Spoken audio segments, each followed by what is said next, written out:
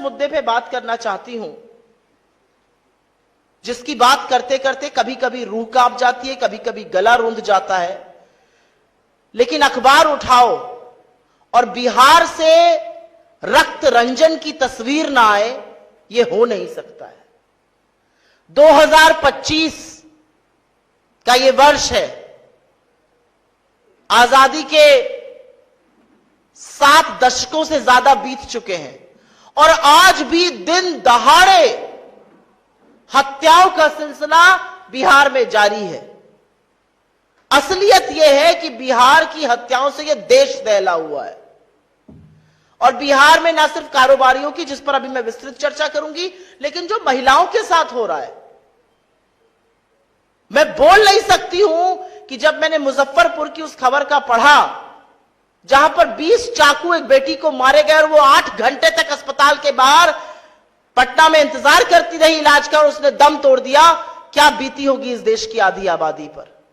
क्या यह देश महिलाओं का नहीं है? क्या यह देश आपकी बेटियों का, आपकी बहनों का, आपके घर की महिलाओं का नहीं है? क्या यह प्रदेश सिर्फ और सिर्फ गुंडा राज में आगे रहेगा?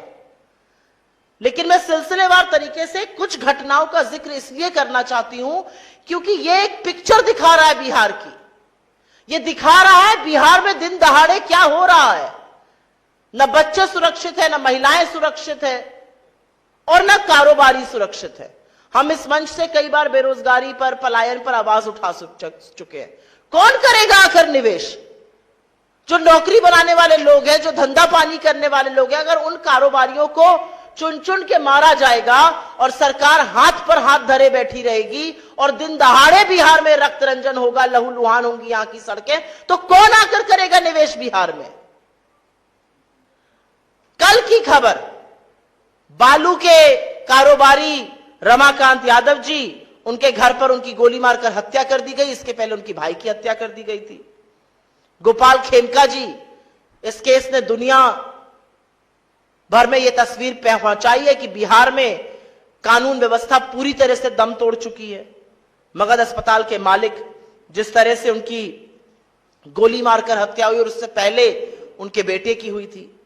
अंजनी सिंह जी, पटना के जमीनी कारोबारी, उनकी जिस तरह से रात में बदमाशों ने गोली मार के हत्या कर दी और हाईटेक हथियार लेकर अपराधी चल रहे हैं। कोई चेक करने वाला नहीं है बिहार में। कहां से आ रहे हैं अपराध? कौन सप्लाई कर रहा है? बिहार के हर व्यक्ति को लाइन में लगा दिया है। अपना प्रमाण पत्र दिखाओ, अपनी पहचान दिखाओ, अपनी नागरिकता सिद्ध करो। लेकिन अपराधी बेधड़क है, अपराधी बेखौफ है। अपराधियों के पास हथियार कहां से आ रहे हैं यह पता ही नहीं है। रजी अहमद उर्फ नन्नू मियां, मालेगांव के रहने वाले जमीन कारोबारी, उनकी हत्या। विनय गुप्ता जी, किराना व्यवसायी, नवगछिया बाजार में उनकी गोली मारकर हत्या। रमेश चंद्रा जी, मार्च में मुजफ्फरपुर में मिट्टी के कारोबारी, उनकी गोली मारकर हत्या कर दी गई। संजय अग्रवाल जी, नामी ज्वेलर थे, उनकी दर्दनाक मौत हुई क्योंकि गोलियों से उनको भून दिया गया था। सुरभि, जो एशिया अस्पताल की संचालिका थी, उनके चेंबर में घुसकर उनको गोली मारी गई। विनोद मेहता, भागलपुर के जो कपड़ा कारोबारी थे, उनकी नृशंस हत्या हुई। और ADG law and order, Bihar का जो सर्वोच्च पद पे बैठे हुए पुलिस आला कमान है, उनके सामने पटना में बोरिंग कैनाल में दिन दहाड़े 8 राउंड फायरिंग के होते हैं और पटना की सरकार, बिहार की सरकार सुई टपक सन्नाटा, कोई कुछ कहने वाला ही नहीं है। इस तरह से अपराध है, इस तरह से रक्त रंजन है, इस तरह से लहू बहाया जा रहा है, कोई कहने वाला नहीं है।